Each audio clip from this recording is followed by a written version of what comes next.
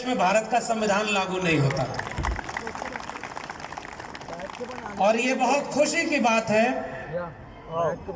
कि आप उस संविधान का जश्न मनाने के लिए, उसकी ताकत को आम जन तक, घर घर तक पहुंचाने के लिए ये आयोजन किए हुए हैं। तो मैं समस्त आयोजन समिति का बहुत आभारी हूं और उन्हें बहुत बधाई देता हूं कि आपने इस वक्त के लिहाज से सबसे जरूरी कार्यक्रम का आयोजन किया हुआ है, क्योंकि जो चीज खतरे में होती है उसकी बात सबसे पहले और सबसे ज्यादा करनी चाहिए। और आज संविधान खतरे में है, इसलिए जरूरी है कि जिन्होंने संविधान का लाभ लिया है वो आगे आकर के संविधान को बचाने और घर घर पहुंचाने की लड़ाई भी लड़े। और इसलिए मैं आपका आभारी हूं और बधाई देता हूं इस आयोजन समिति को। मंच पर बैठे हुए आप सभी सम्मानित अतिथिगण और इस कार्यक्रम में सामने अति सम्मानित बैठे हुए आप सभी लोगों को मेरा क्रांतिकारी जय भीम, जय मंडल, जय संविधान है, इंकलाब जिंदाबाद है। दोस्तों, अभी जब छत्तीसगढ़िया गीत सुनने को मिल रहा था और उसके बाद उसमें भी एक लाइन आ रही थी, छत्तीसगढ़िया सबसे बढ़िया। तो आपकी अपनी संस्कृति, अपनी परंपरा, उसको आपने सेलिब्रेट किया, उसका उत्सव मनाया।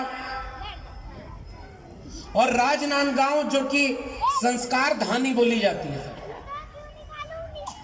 और राजधानी, अभी हेमंत जी बैठे हुए हैं, वो भिलाई की तरफ से आए थे तो उन्होंने कहा कि रायपुर राजधानी और भिलाई के आसपास वो शिक्षाधानी और राजनांदगांव संस्कार धानी है।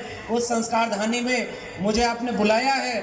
मुझे खुशी है कि ऐसा संस्कृतियों और संस्कारों का ऐसा संगम है ये, इसलिए मैं कह रहा हूं छत्तीसगढ़िया सबसे बढ़िया। और आप संविधान को मना रहे हैं। एक बधाई उन सारे वक्ताओं को, बड़े बड़े लोग हैं मंच पर, सम्मानित लोग हैं, और इस बात के लिए ये सम्मान मिला है। मैं कई बार सोचता हूं कि मेरा सम्मान ये किस बात का है? केवल दो बात का। एक, देखिए, एक तो दिल्ली विल्ली से आने का मतलब ये कतई नहीं कि हम आप लोगों से ज्यादा काबिल हैं या ज्यादा अच्छा बोलते हैं। मैं हर मंच पर जाकर एक बात कहता हूं कि हो सकता है जितनी हमारी उम्र है उससे ज्यादा उम्र जिन लोगों ने संघर्षों में खपा दी वो हमें बैठकर सुनने और सामने और पीछे बैठे होंगे।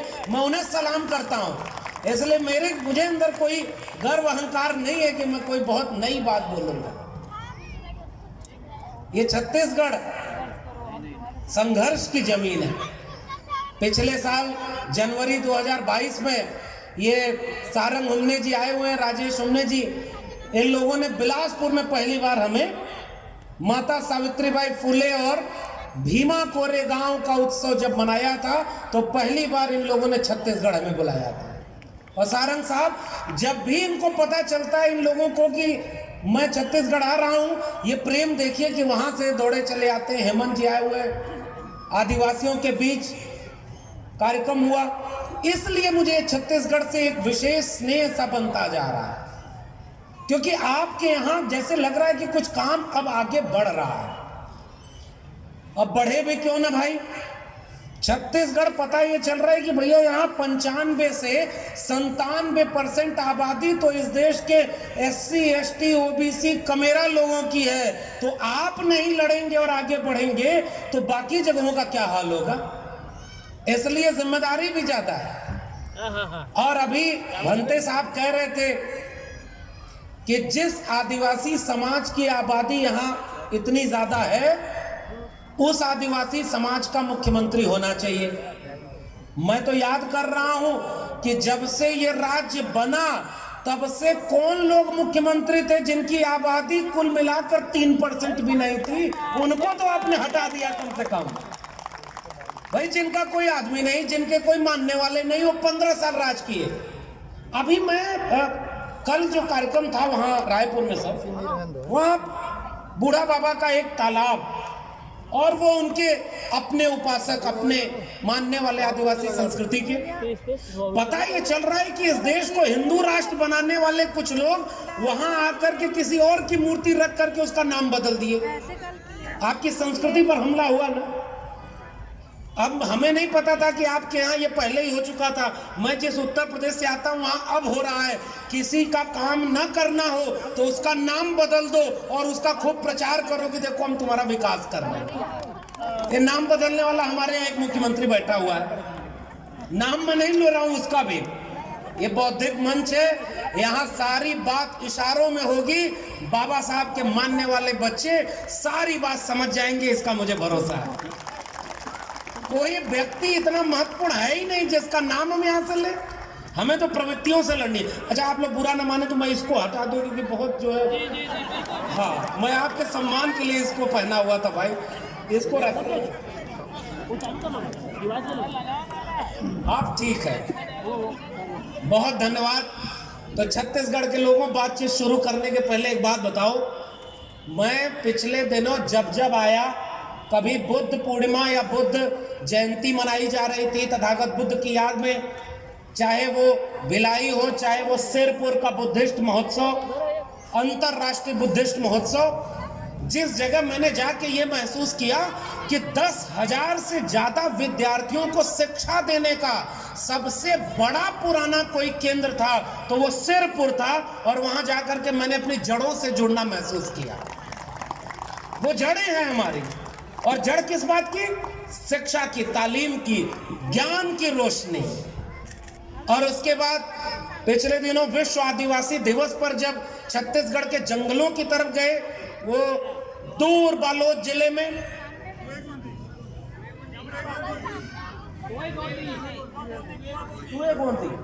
उस जगह पर हमने देखा लाखों आदिवासी समाज के लोग, बारिश हो रही है भीगते हुए भी, सड़क पर खड़े होकर के, जाम लगा हुआ है, पानी भरा है, फिर भी अपनी संस्कृति को बचाने और अपनी संस्कृति का उत्सव मनाने के लिए वहां इकट्ठा हुए थे। तो एक तरफ ये बुद्धिस्ट परंपरा, एक तरफ ये आदिवासी समाज का अपना काम। फिर पिछले अभी दिसंबर में मैं आया था जब सतनामी समाज के लोगों ने गुरु घासीदास जयंती मनाई थी और वहां 5,000 से ज्यादा विद्यार्थी बैठ करके अपनी सांस्कृतिक परंपरा को याद कर रहे थे। उसके बाद मैं आया तो ओबीसी समाज के लोग, यहां भी बहुत बड़ी तादाद में ओबीसी समाज के लोग भी आए, और ओबीसी समाज के लोगों ने पुरखा का सुरता से लेकर के तमाम कार्यक्रम जो किसान कामगार कमेरा जातियां हैं उन लोगों ने वहां इकट्ठा किया। तो मुझे लगा कि छत्तीसगढ़ तो एकदम बहुत सही रास्ते पर जा रहा है। उसके बाद अब आया तब पता चला यहाँ कोई बाबा उबा भी घूम रहे हैं जो कथा सुना रहे हैं, एक लोटा जल सभी समस्याओं का हल। तब मैंने कहा ये क्या हो रहा है भाई, मेरी चिंता बढ़ गई। और अभी एक बाबा, भाई मैंने पहले ही शर्त लगा दी, नाम किसी का नहीं लूंगा, पहचान आप सब जाएंगे हरकतों से। एक बाबा जो नागपुर में कथा वथा सुना रहे, अपना सबका भविष्य बता रहे, भाई बच्चा तुम इधर आओ, ये देखो बिना बताए तुम्हारा भविष्य हम बता रहे हैं, जाओ कृपा रुकी हुई है, ऊपर से हमारे आदेश आ रहा है। और वो आपके रायपुर में आकर के किस्मत बता रहे हैं। और टीवी और मीडिया दिन रात ये साबित करने में लगा हुआ है इस देश का कि वो बाबा बिल्कुल सही बोल रहे हैं, वो पाखंड अंधविश्वास नहीं है, उनको सीधे ऊपर से जो दर्शन हो रहा है उससे वो किस्मत बता रहे हैं। तो मैंने सोचा कि क्यों ना अब इन लोगों को, इन मीडिया वालों को ये कह दूं कि जब सारी किस्मत बाबा उबा ही बताएंगे तो स्कूल विश्वविद्यालय बंद कर दो, हॉस्पिटल बंद कर दो, वहां भी कोई ना कोई बाबा को खड़ा कर दो, तुम्हारे बच्चों का भविष्य भी वही बताएंगे। भाई कमाल का देश हो गया है ये। आप विज्ञान के बनाई हुई टीवी सैटेलाइट से चल रही टीवी और उसके बाद जो मंच बना है, जो कुर्सियां आपके सामने लगी हैं, जो ये माइक से आवाज जा रही है, जिन बिजली के तारों से ये काम हो रहा है, जितनी मोबाइल आप इस्तेमाल कर रहे हैं, जितना कपड़ा आपने पहना हुआ है, जितना भी सारा कुछ आपके चारों तरफ दिख रहा है, ये सब विज्ञान और तकनीक का इस्तेमाल करके बना।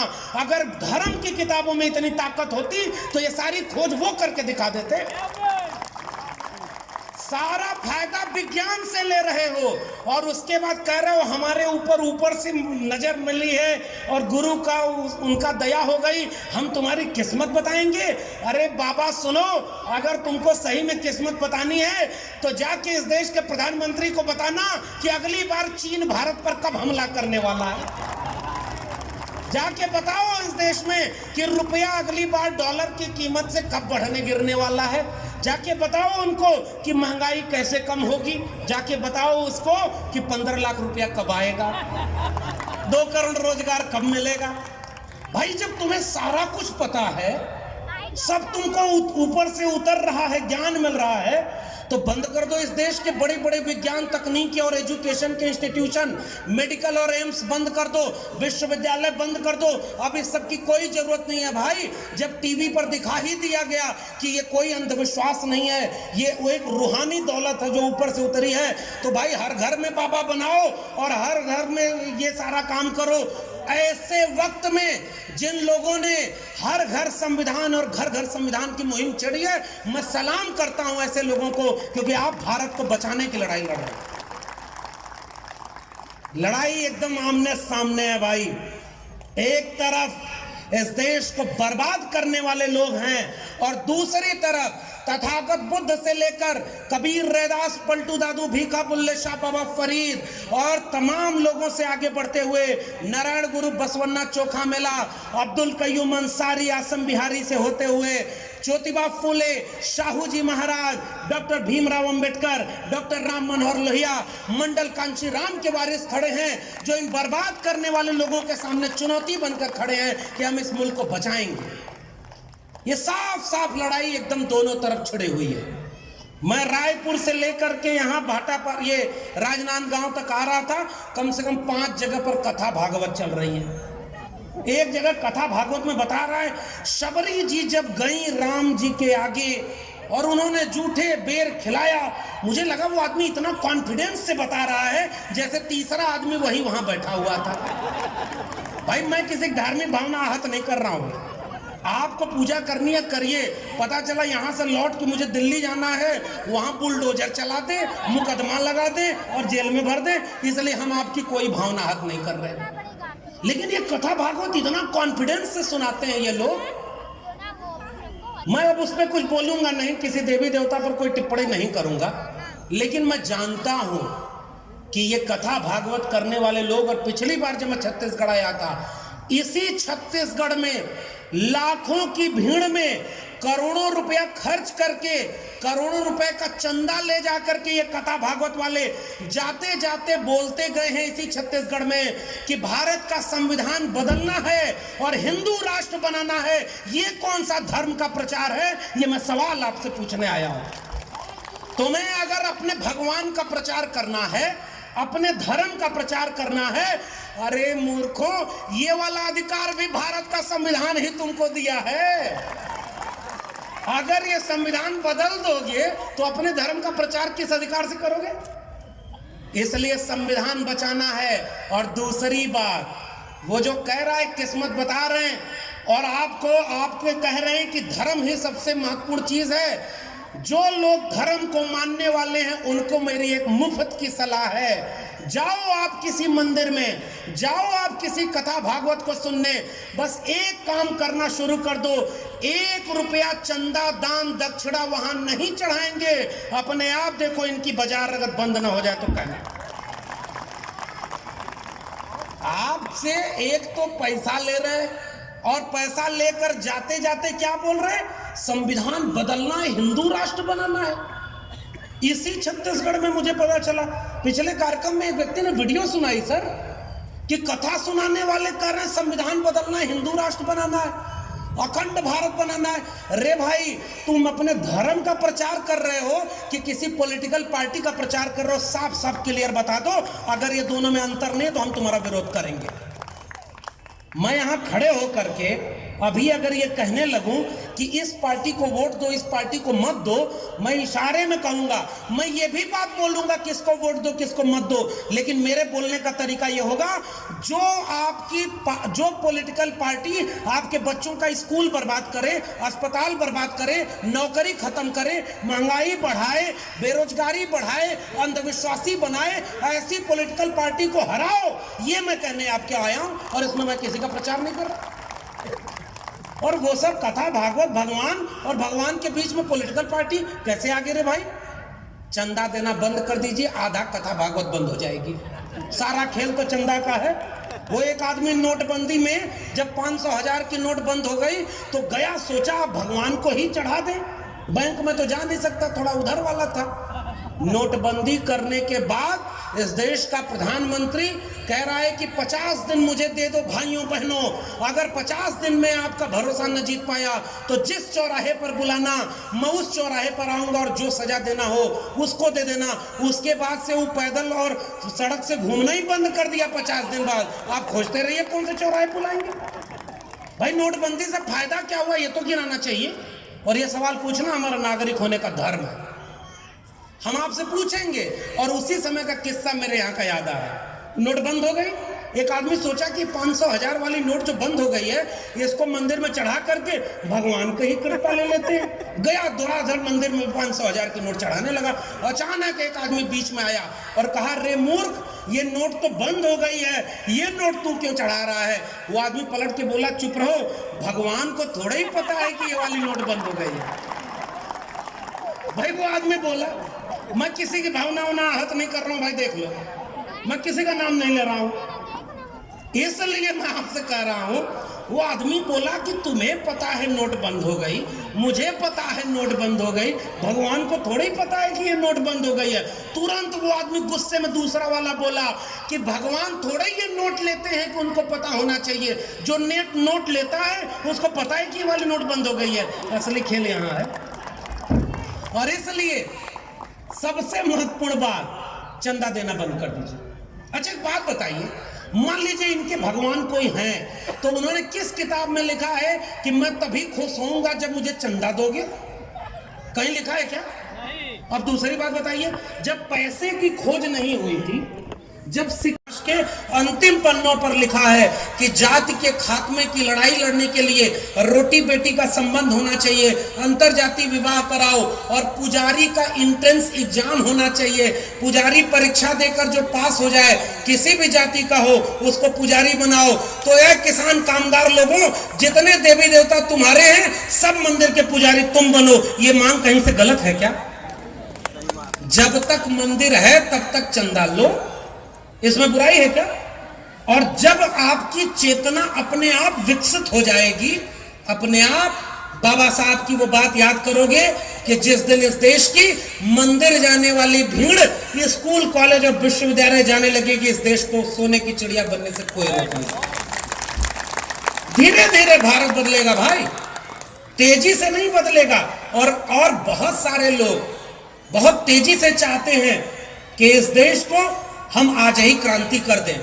बाबा साहब से ही हमारे लोग नहीं माने, मैं गलत कर रहा हूं तो बताइएगा। फूले साहब की नहीं सुने, बाबा साहब की नहीं सुने, शाहू जी की नहीं सुने, कबीर की नहीं सुने, रविदास की नहीं सुने, तो हमारी सुनकर के तुरंत क्रांति कर देंगे क्या? अरे हम उनसे बड़े थोड़े ही हैं भाई। इसलिए मेरा काम क्या है साथियों, मैं आपसे गुजारिश करने आया हूं, थोड़ा आप चालाकी से काम करने की जरूरत है। और चालाकी क्या? पैसा देना बंद, कथा भागवत में कोई पैसा नहीं, अब उसके बाद करो प्रचार। अब एक बात बताइए, वो आदमी कह रहा है कि मैं किस्मत बता रहा हूं और टीवी वाला कह रहा है कि हम एकदम सही है, सनातन का प्रचार कर रहे हैं। मैं नाम नहीं ले रहा हूं भाई, आप प्रचार करो ना, आप अपना धर्म बनाओ। मैं कह रहा हूं इस देश में आप तो इतनी ताकत में हो, मेरे सवाल का जवाब दे दो जिसको तुम हिंदू बनाते हो। तुम कहते हो कि अगर तुम अगर यादव हो तो बूंद भर हो, जाटव हो तो बूंद भर हो, कुर्मी हो तो बूंद भर हो, आदिवासी हो तो बूंद भर हो, ब्राह्मण हो तो बूंद भर हो, और अगर सब मिल गए तो समुद्र भर हो। आओ हिंदुओं एक हो जाओ। देखो उन धर्म वालों से तुमको खतरा है, वो अपनी जनसंख्या बढ़ा रहे हैं, वो इस देश से हिंदुओं को मार देंगे। 80% जिसको बता रहे हो वो खतरे में है। किससे? जिसकी आबादी 20% है। भाई किसको तुम किससे लड़ा रहे हो भाई यहाँ पर? अब कबीर का एक दोहा सुनिए, हिंदू कहो तो हूं नहीं, मुसलमान भी नाय, और गए भी दोनों बीच में, खेलू दोनों माय। हिंदू कहें मोहे राम प्यारा, तुरक कहें रहमाना, और आपस में दो लड़ी मुए हैं, मरम को नहीं जाना। ये हमारा पुरखा कबीर आज से 700 साल पहले लिख कर चला गया कि ये हिंदू मुस्लिम के नाम पर लड़ाने वाले आपके बच्चे का भविष्य बर्बाद करने वाले। कोई धर्म खतरे में नहीं है भाई। धर्म कैसे खतरे में हो जाएगा? अच्छा एक बात बताओ, मुसलमानों को तो एक ही इबादत करते हैं, आपके यहाँ तो इतने देवी देवता है, फिर कैसे खतरे में हो जाएगा? मैं और कुछ नहीं बोल रहा हूं। अच्छा कैसे बदलते हैं सब। बिहार में हमारे एक शिक्षा मंत्री हैं, उन्होंने कुछ दिन पहले बयान दे दिया कि जिस रामचरितमानस को पढ़ते हो उसमें लिखा हुआ है पूजी अभिप्रशील गुणहीना, अशूद्र गुणगन ज्ञान प्रवीणा, और उसके बाद अधम जाति में विद्या पाए, भय हुआ था अहि दूध पिलाए। ये जातिवादी कुछ दोहे हैं जिनको निकाल देना चाहिए।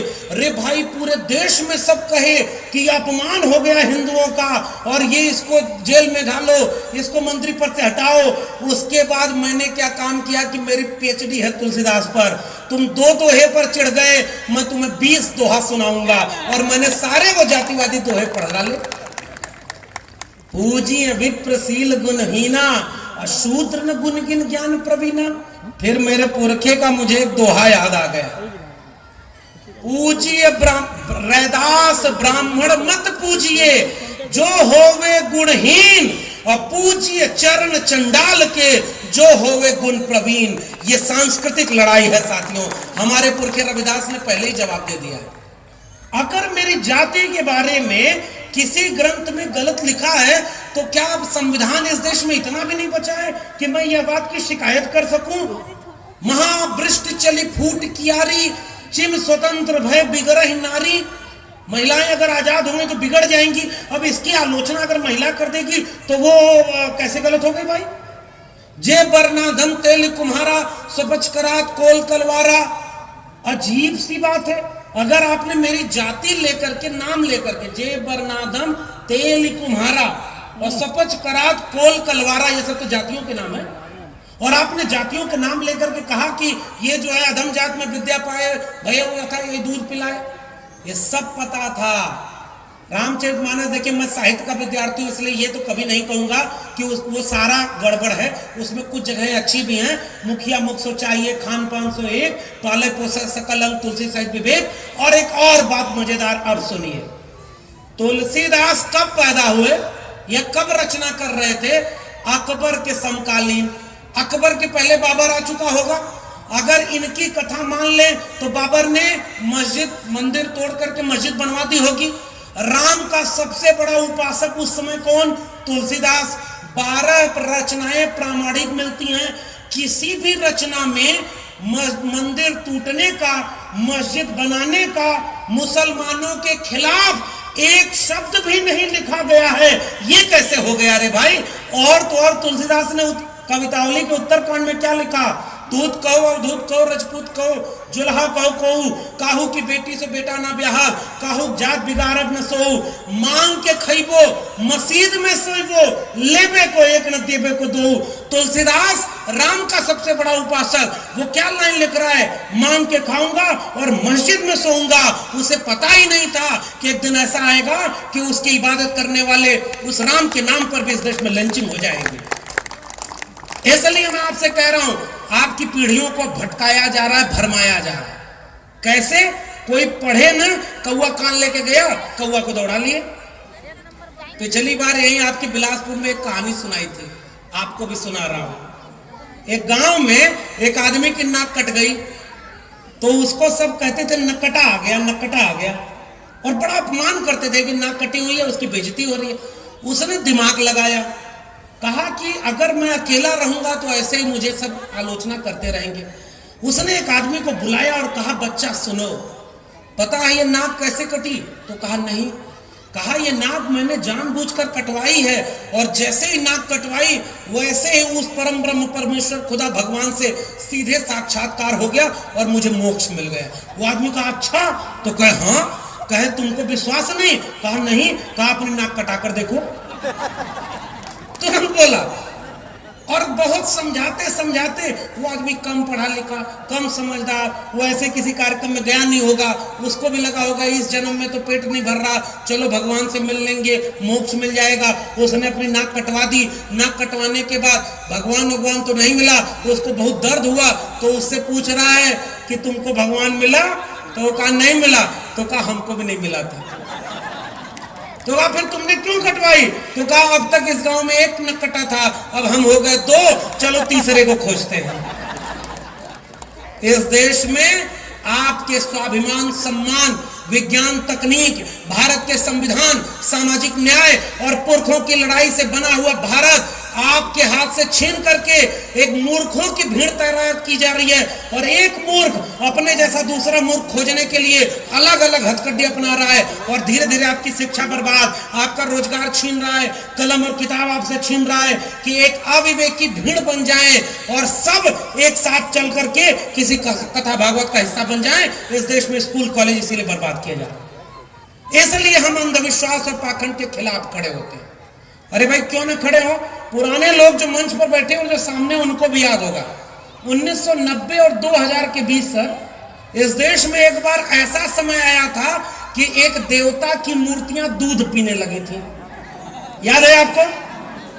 मैं देवता का नाम भी नहीं लिया, किसी देवता का नाम नहीं ले रहा हूं। अधम ते अधम, अधम अति व्यक्ति मैं हूं, मैं नाम नहीं ले रहा हूं। अब सम्मान कर रहा हूं, किसी का अपमान नहीं। लेकिन आप ये बताइए कि उस देवता को जानते हैं ना जिसकी मूर्तियां दूध पीने लगी थी? अब उसके बाद, तब तो टीवी भी नहीं था, इतना मोबाइल भी नहीं था, टीवी बहुत कम घरों में था। धीरे धीरे सारे देश में खबर फैल गई कि फला मूर्तियां दूध पी रही हैं, और सारा दूध ले जाकर के लोग मूर्तियों को पिलाने लगे। कुछ दिन बाद खबर बंद। क्या मूर्ति दूध पीना बंद कर दी क्या? ये मेरे मन में सवाल आ रहा है भाई, हम अपमान कर रहे हैं क्या किसी का? और देखो भाई, हिंदू धर्म वालों का दावा है कि मैं हिंदू हूं, इसलिए अपने घर की बुराई का बात कर रहा हूं। हमारे तमाम मुसलमान धर्म और सिखों और ईसाइयों के बीच भी हैं, वो लोग भी अपनी आलोचना करें और कराएं। जहां भी इस तरह की कोई भी चीज हो जो नफरत पर आधारित हो, उसे रोकना उनकी जिम्मेदारी है, अपना घर ठीक करना हमारी जिम्मेदारी है। और घर कैसे ठीक होगा? मोहब्बत और प्यार से, तर्क और विवेक से। आओ मिल करके रहें, इसलिए हम ये बात करने आए हैं। पसमानदा समाज के लोग उसे मुस्लिम तबके में हैं कि नहीं भाई? जातिवाद क्या होता है? इस्लाम ने दुनिया को समानता और मोहब्बत का पाठ पढ़ाया, और भारत में आके जातिवादी हो गया। खान पठान शेख सैयद एक तरफ और पसमानदा एक तरफ। है कि सच्चाई है कि नहीं? इसलिए मैं आपसे गुजारिश करने आया हूं, इन बातों का किसी धर्म से मतलब ही नहीं है भाई। इस बातों का मतलब मोहब्बत और प्यार से है। अगर आप अपनी पीढ़ियों को अंधविश्वासी बनाएंगे तो आपकी पीढ़ियां मानसिक रूप से गुलाम पैदा होंगी, और कोई धर्म बचाने, कोई मंदिर मस्जिद के नाम पर लड़ने आपके घर से चला जाएगा, आपका बच्चा बर्बाद हो जाएगा। मेरी गुजारिश ये है कि अपने बच्चे को किसी सांप्रदायिक दंगे में, किसी कथा भागवत में जाने से रोकिए, और किसी तरह से उसको स्कूल, कॉलेज और विश्वविद्यालय भेजिए, तभी जाकर के वो बचेगा। यही केवल कहने आया हूं, इसी की बस अपील कर रहा हूं। और इसके लिए यह संविधान बचाना जरूरी है। यह संविधान बचाना इसलिए जरूरी है, माटी का एक नाग बना के पूजे लोग लुगाया। अब बात छोड़िए, मैं ज्यादा बोलूंगा तो कल को मेरे ऊपर मुकदमा। अब इसलिए मैं अपने पुरखे को याद कर रहा हूं। कबीर बाबा साहब मानते थे ना कबीर साहब को अपना गुरु। पहला गुरु तथागत बुद्ध पहले गुरु थे।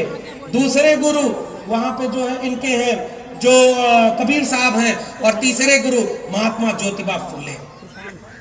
तो मैं तो अपने कथा भागवत की बात छोड़िए। देखिए कुछ लोग नाराज भी हो रहे हैं, उनको नाराज नहीं होना, थोड़ी देर बैठ के सुन लीजिए। मैं आपके काम की बात बता रहा हूं। क्या है?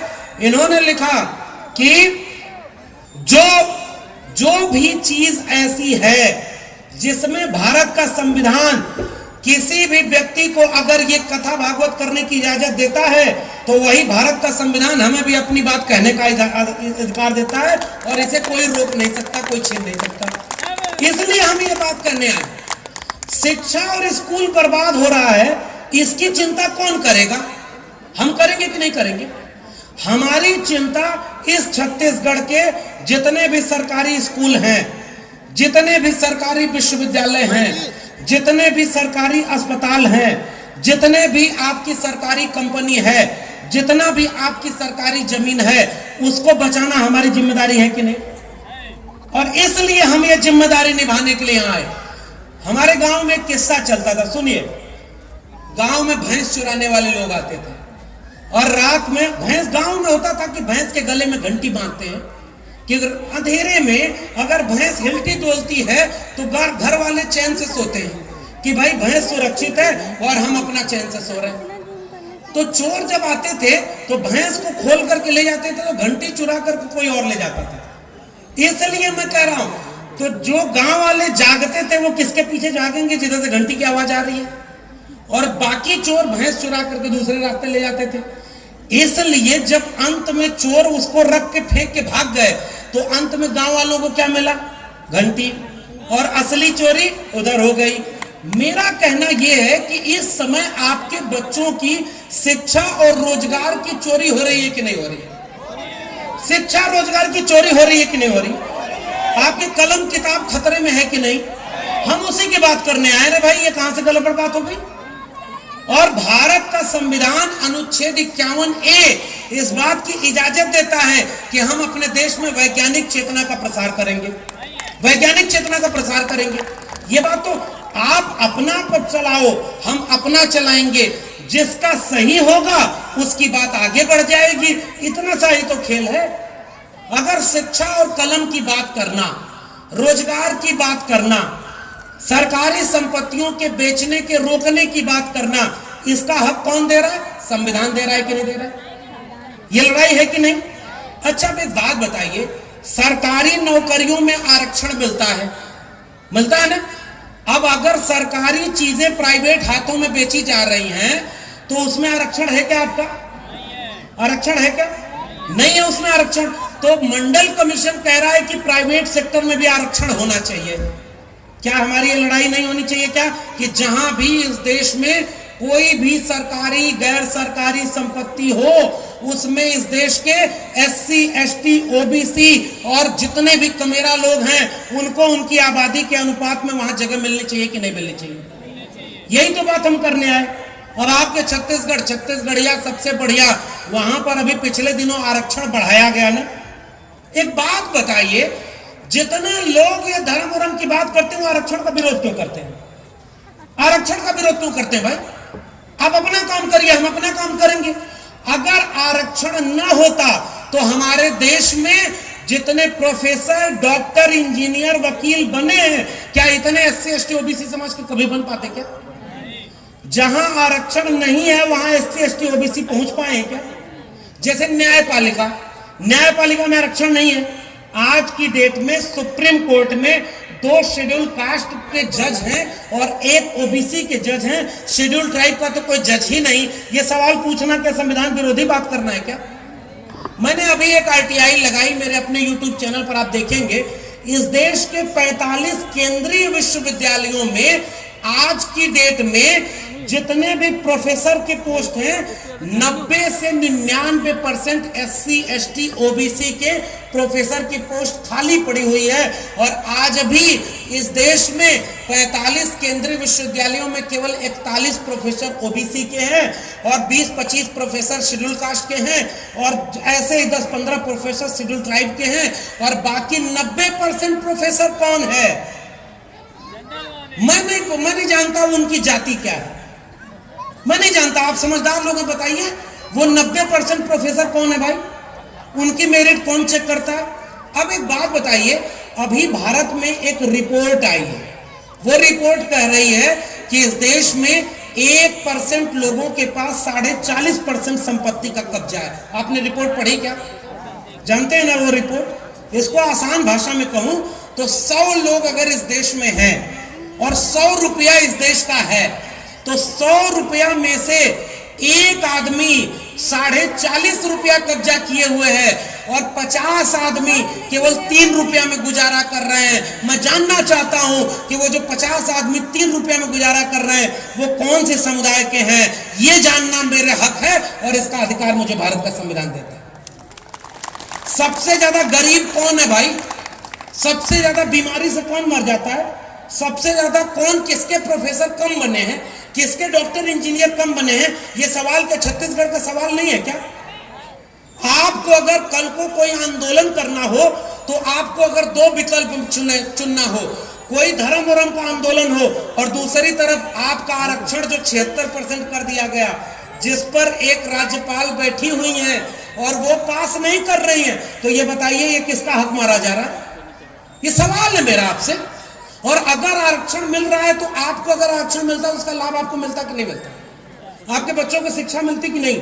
और जहां आरक्षण नहीं है उसका क्या हो रहा है?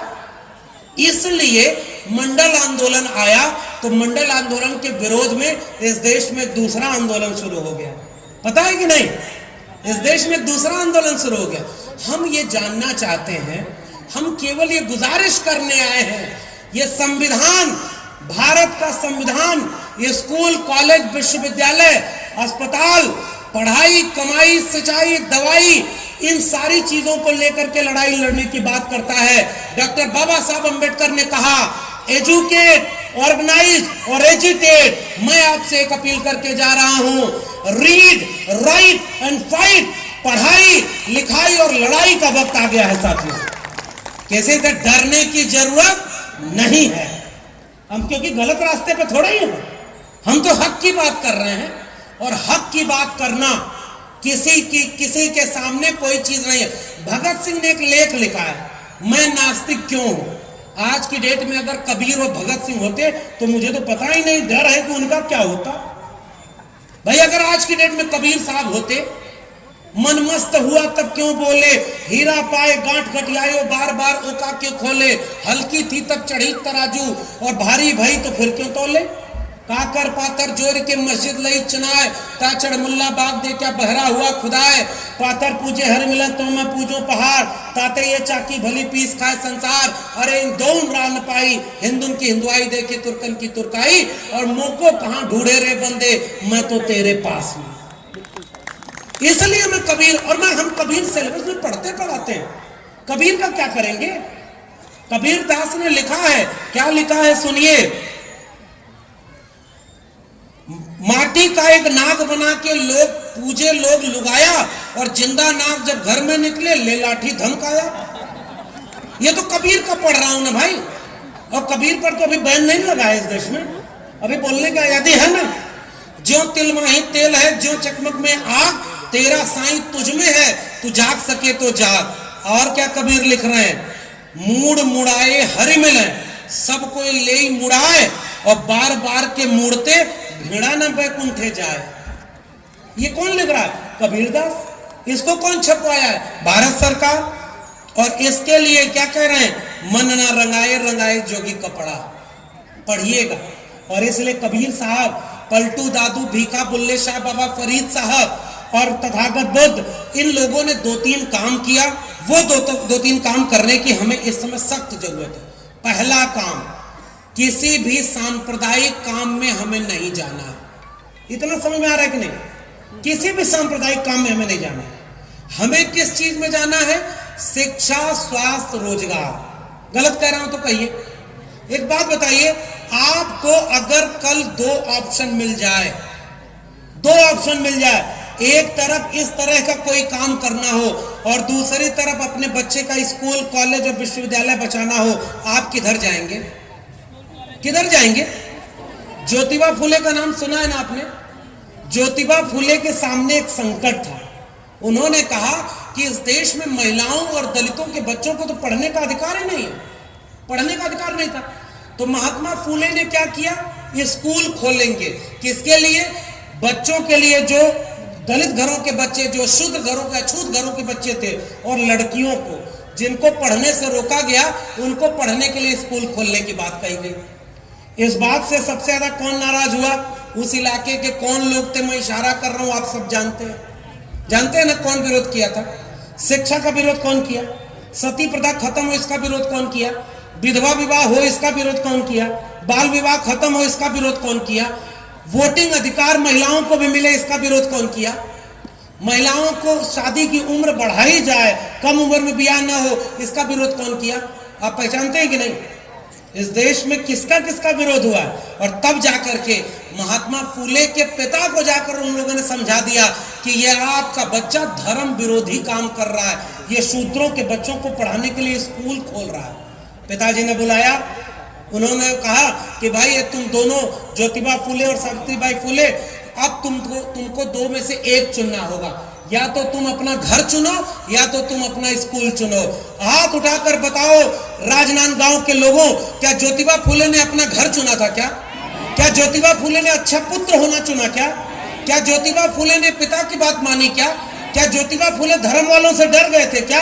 अरे हम उस पुरखे के वारिस हैं जिसने अपना सब कुछ छोड़ करके स्कूल खोला, और अगर वो ना स्कूल खोला होता तो हम जैसे लोग आज यहाँ खड़े होकर के आंख में आंख मिला करके बात नहीं करते।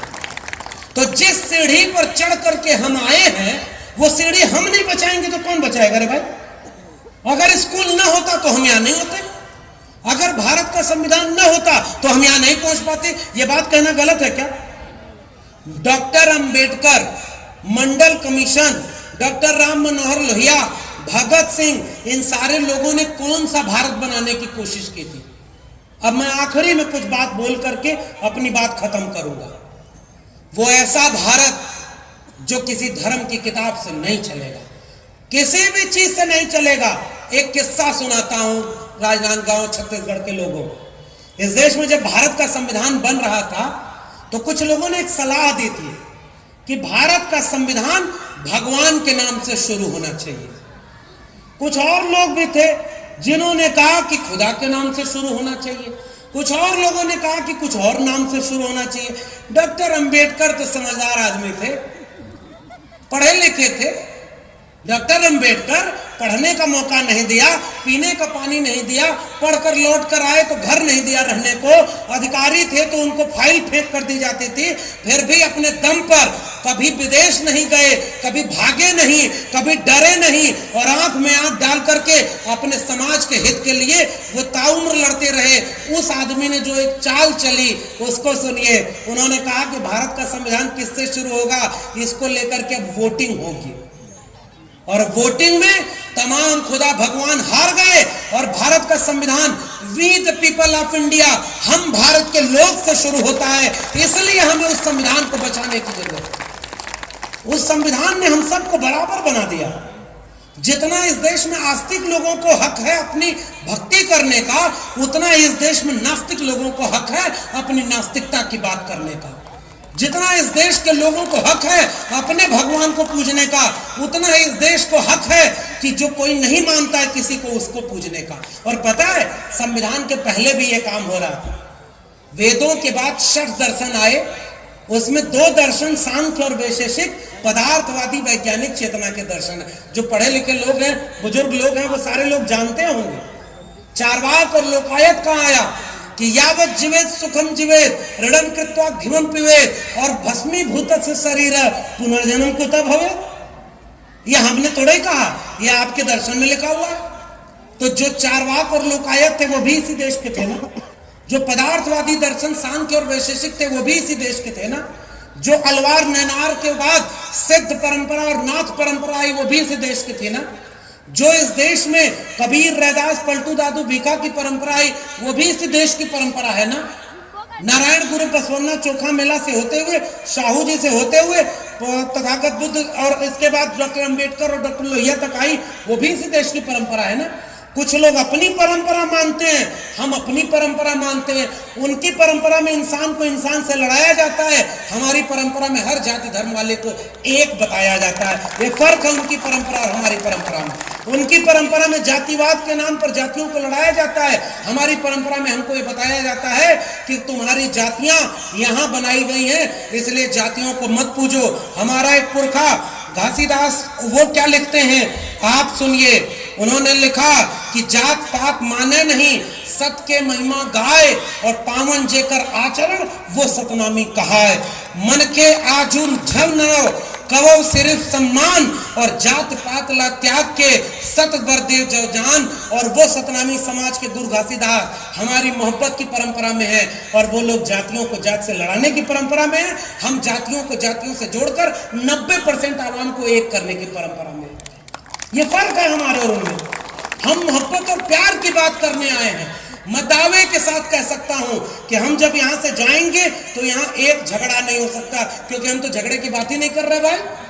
ये तो कुछ लोग अतिरिक्त उत्साह में आ जाते हैं कि आओ हम तुमको बताते हैं।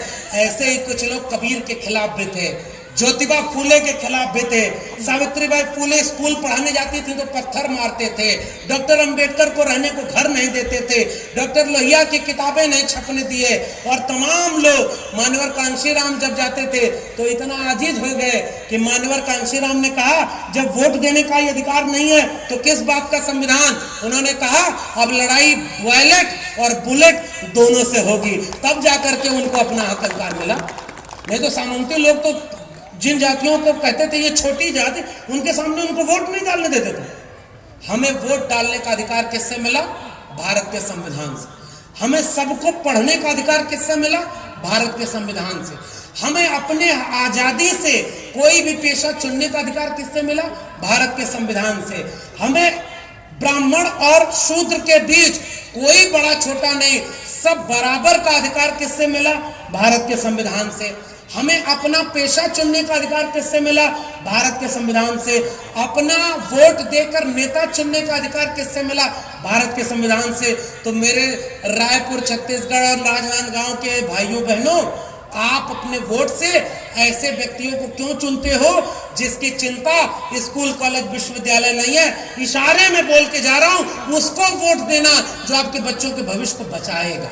केवल इतना कह के जा रहा हूं। जो दंगा में लगवाए, जो नफरत में लगवाए, जो जातियों को जातियों में तोड़े, ओबीसी को ओबीसी से लड़ाते हैं कि भाई ये कुर्मी है, ये यादव है, ये जो है ग्वाल है, ये अलग जाति के हैं, तुम्हारा हक उसने छीन लिया, तुम्हारा हक उसने छीन लिया। सतनामी को सतनामी से लड़ाओ, और उसके बाद कबीरपंथी को उनसे लड़ाओ, दलित को दलित से लड़ा दो, आदिवासियों को अलग लड़ा दो। सारी तरफ लड़ाई छिड़ी हुई है। इसको बचाएगा कौन? हम और आप। अगर इस लड़ाई को हम नहीं बचा पाए, एक बात कहिए, हम जब थे या हम जब हैं, तो भारत का संविधान इतना बचा है ना कि हम यहाँ डंके की चोट पर ये कार्यक्रम कर ले रहे हैं और आंख में आंख डाल करके सच बोल ले रहे हैं। ये एक वजह से हो पा रहा है क्योंकि इस देश में भारत का संविधान लागू है ना। इस देश में इतनी बड़ी आबादी आपकी है, तो इस देश में जिसकी जितनी संख्या भारी, उसकी उतनी हिस्सेदारी होनी चाहिए कि नहीं होनी चाहिए? समाजवादी आंदोलन और अंबेडकरवादी आंदोलनों का नारा क्या था? 100 से कम न 1000 से ज्यादा, समाजवाद का यही तकाजा। कोई गरीब अमीर के बीच 100 से 1000 के बीच की खाई नहीं, ज्यादा नहीं होनी चाहिए। आज आपके देश में कुछ लोग इतना अमीर हो गए कि नहीं, जो इस देश में नेता को वोट दिलवाते हैं और इतना पैसा उनको देश बेच कर दिया जाता है। सौगंध मुझे इस मिट्टी की, मैं देश नहीं बिकने दूंगा। और वो बेचते बेचते अपने दोस्त को दुनिया का दूसरा सबसे अमीर आदमी बनवा दिए कि नहीं बनवा दिए? देश बिक रहा है कि नहीं बिक रहा? रेल बिक गई, भेल बिक गई, कंपनी बिक गई, बीएसएनएल बिक गया, एमटीएनएल बिक गया, और बैंक बिक रहे हैं, एलआईसी बिक रही है, नई शिक्षा नीति में शिक्षा बिक रही है, आपकी जमीन और कंपनियां बिक रही हैं, नवरत्न की कंपनियां बिक रही हैं, सारा प्राइवेट सेक्टर बनता चला जा रहा है। ये देश बिक नहीं रहा है तो क्या? हम किसान थे, हम श्रमिक थे, और हमको यहाँ पे मजदूर और उन पूंजीपतियों का गुलाम बनाया जा रहा है कि नहीं बनाया जा रहा? गलत कह रहा हूं क्या? ये देश बिकेगा तो हमारी पीढ़ियां हमको माफ करेंगे क्या? स्कूल बिक गया कि नहीं बिक गया? जिसकी जेब में पैसा है साहब, वो अपने बच्चे को अच्छे स्कूल में पढ़ाएगा, और जिसकी जेब में पैसा नहीं है उसका बच्चा अनपढ़ पैदा होगा। क्या ये बताइए? किस्मत तो वो बाबा क्या बताएगा, मैं भी बता रहा हूँ। गरीब घर में पैदा हुआ बच्चा बहुत मुश्किल है 99% कि कभी डीएमएसपी और आईएएस जज नहीं बन पाएगा, क्योंकि उसको अच्छी शिक्षा ही नहीं मिलेगी। किस्मत तो मैं भी बता रहा हूँ। अगर उसको अच्छे घर में फीस जमा करने का पैसा नहीं है तो बहुत संभावना है कि वो बच्चा पढ़ नहीं पाएगा। अगर किसी के घर में पैसा नहीं है तो हो सकता है कोई नजला जुखाम से मर जाए, और जिसका पैसा है वो पूरे शरीर का ट्रांसप्लांट करा ले और विदेश और अमेरिका चला जाए, इलाज करा ले। ये भारत बटा हुआ है कि नहीं? 90% लोग जो मेहनत कश लोग हैं वो एक तरफ हैं, और 10% लोग जो मेहनत नहीं कर रहे वो दूसरी तरफ हैं। तब मैं अपने आंदोलनों का नारा याद करता हूं, मिटे गरीबी और अमीरी, मिटे चाकरी और मजबूरी। और क्या लिखा कि पुनर्जन्म और भाग्यवाद, इनसे जन्मा ब्राह्मणवाद। ब्राह्मणवाद की क्या पहचान? गिट पिट बोले करे न काम। मानववाद की क्या पहचान? ब्राह्मण शूद्र एक समान। जिसमें समता की चाह नहीं वह बढ़िया इंसान नहीं। समता बिना समाज नहीं, बिन समाज जनराज नहीं। जो जमीन को जोते बोए वो जमीन का मालिक होए। राष्ट्रपति का बेटा हो या चपरासी की हो संतान, टाटा बिरला अडानी का हो, सबको शिक्षा एक समान। शिक्षा पर जो खर्चा हो बजट का 10वां हिस्सा हो। सबको शिक्षा सबको काम, वरना होगी नींद हराम। और सबको शिक्षा दे न सके जो, वह सरकार निकम्मी है। और जो सरकार निकम्मी है वो सरकार। यही गुजारिश, यही अपील और यही सांस्कृतिक लड़ाई इस देश में चल रही है। राजनांदगांव छत्तीसगढ़ के लोग आएंगे, शिकारी आएगा, जाल फैलाएगा, दाना डालेगा, और आपसे कोई पुरखा तथागत बुद्ध, डॉक्टर अंबेडकर और घासीदास से होते हुए तमाम लोग आकर के कहेंगे कि बच्चों उस जाल में फंसना मत। आपको तो हजारों साल से समझाया जा रहा है, शिकारी आएगा, जाल फैलाएगा, दाना डालेगा, फंसना मत। लेकिन हम सारे वो लोग अपने पुरखों की बात सुने बिना उस जाल में फंसते चले गए। हाथ उठाकर बताइए कि हम फंस रहे हैं कि नहीं फंस रहे? हम सब उसके शिकार हो रहे हैं कि नहीं? अब उसके बाद कहानी को आगे बढ़ाइए। फंस भी गए तो सब अलग अलग उड़ना चाह रहे हैं, उस जाल से सब अलग अलग निकलना चाह रहे हैं। उसी जाल में से कोई तो हो जो आकर के कहे कि अनेकता में सब खत्म हो जाएंगे, अनेकता में एकता करोगे, पूरा ताकत एक साथ लगाओ और बेरोजगारी, महंगाई और सांप्रदायिकता और भुखमरी, बेकारी, इसके जाल को उड़ा ले चलो संविधान और सामाजिक न्याय के आकाश में, तभी जाकर मुक्ति होगी। दलित, पिछड़े, आदिवासी, SC ST OBC माइनॉरिटी, आओ हम सब मिलकर के एक हो जाएं, मोहब्बत प्यार का भारत बनाएं, जहां नफरत खत्म हो, कोई इंसान का दुश्मन न हो, कोई हमारे बच्चों का भविष्य न खत्म करे, कोई स्कूल न बर्बाद करे, कोई शिक्षा न बर्बाद करे। अगर ये नहीं बचा तो संविधान नहीं बचेगा। इसलिए इस आयोजन समिति के लोगों को सलाम करिए, कितना जोखिम उठा रहे हैं ये लोग। संदीप जी हो और इनके तमाम आयोजक लोग हो। देखिए, आज तथागत बुद्ध होते तो क्या करते, आज बाबा साहब होते तो क्या करते? हिम्मत से बोलते ना सच। कबीर के समय जाने कितने दरबारी करे, कबीर से पहले, कबीर के बाद जाने कितने दरबारी कवि थे जिन्होंने किसी राजा की प्रशंसा की, किसी ने दरबार की प्रशंसा की। वो सारे लोग इतिहास में कहीं खो गए। जिसने अपने वक्त का सच कहा वो कबीर जिंदा थे, जिंदा हैं और जिंदा रहेंगे, क्योंकि वो सच बोल करके गए। डर गए होते तो क्या वो बचे होते? क्या डरने वालों का इतिहास नहीं लिखा जाता। और हम क्यों डरे? हम क्या गलत रास्ते पर हैं क्या? हमारी लड़ाई है मोहब्बत प्यार की लड़ाई। भारत का संविधान हमें इजाजत देता है, अनुच्छेद 51A कि वैज्ञानिक चेतना का विस्तार करो। हम अंधविश्वास और पाखंड का विरोध करते रहेंगे और हम कहेंगे कि वैज्ञानिक चेतना से हमारा समाज आगे बढ़ रहा है, क्योंकि हमें स्कूल चाहिए, हमें विश्वविद्यालय चाहिए, हमें रोजगार चाहिए, हमें सरकारी नौकरी चाहिए, हमें सरकारी जमीन चाहिए और हमें मंडल कमीशन और भारत का संविधान चाहिए। इसलिए ऐसे युवाओं का और ऐसे लोगों की हिम्मत बनी है।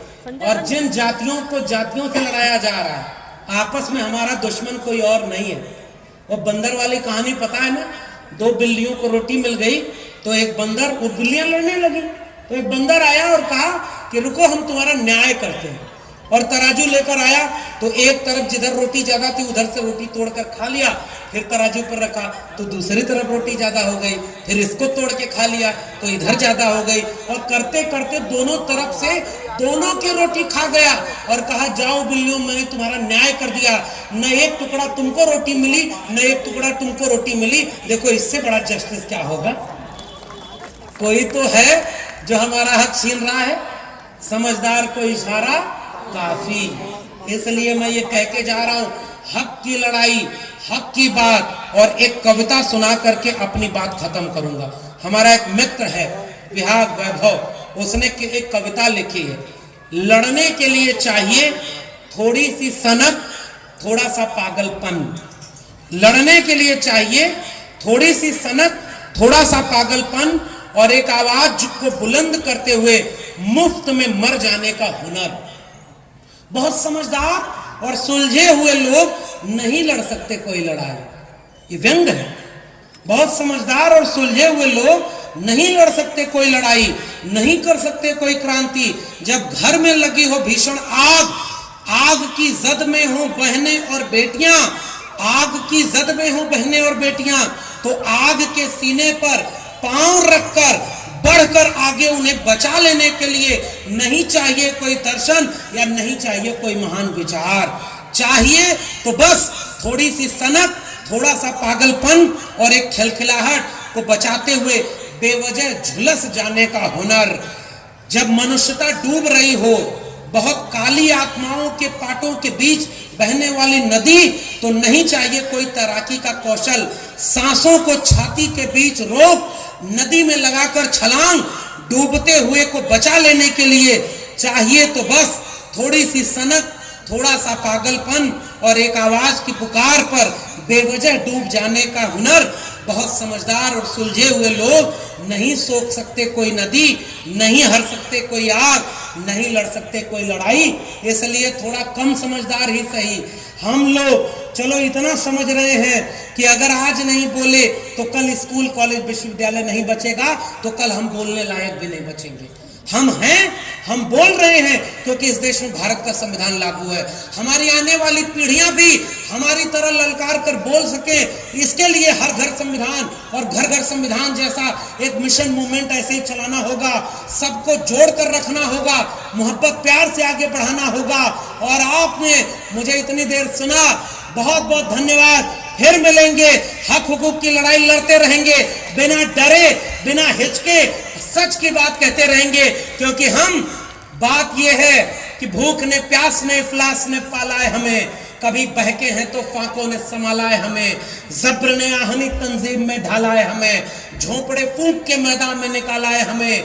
आज लिखेंगे एक नई कहानी अपनी और इस संविधान के लिए दे देंगे जवानी अपनी। इसलिए हम यहाँ लड़ने आए हैं।